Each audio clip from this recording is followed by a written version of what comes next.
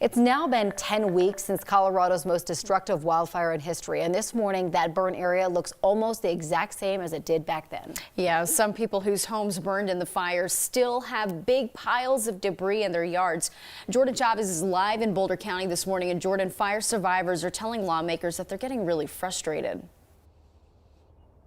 Yeah, and here's exactly why. Congressman Joe Neguse toured this burn area before that roundtable yesterday at the Louisville Rec Center, and this is what he saw, very similar to what we saw 10 weeks ago when we were out here for the first time. A lot of that debris still sitting in front of these homes here, though some have been privately taken up that task to get that head start. Of course, these homeowners joined Neguse in that roundtable yesterday, as well as these different phases of this process, sharing their biggest concerns with him. They also told him about all the obstacles that they are forced to struggle with now because of this. And along with Congressman Neguse, both superiors and Louisville's mayors, as well as the sheriff and Boulder County commissioners, joined that conversation. Now, concerns range from financial barriers like being underinsured or struggling to apply and receive a small business association loan, all the way to climate change and the fear that something like this could happen again. But what these homeowners told Neguse they most wanted was for action to happen now.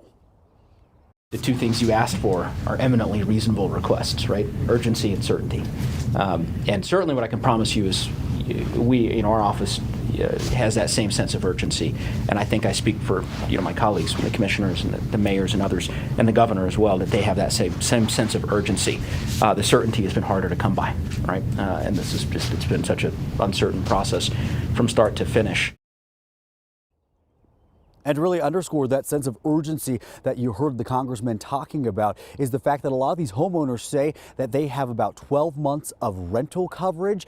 Some say that they have about 24 months of that, but they all say that they are worried they won't be able to rebuild within that time frame before they have to start paying out of their own pockets. And our photographer Nico Goda and I are sitting here looking at this, and we're talking around, and it's interesting. I want to point the camera around just really quickly because you're able to see that plenty of these homes are actually still standing. People are still living in these homes. So not only are we trying to get this debris cleaned up in this area, but it's also, we can still smell that smoke. And that is what people who live in these homes are having to deal with day in and day out, who still live in this neighborhood, you guys. Yeah, and it's also just an awful reminder too. So hopefully they can get that cleanup going and survivors can get back to normal.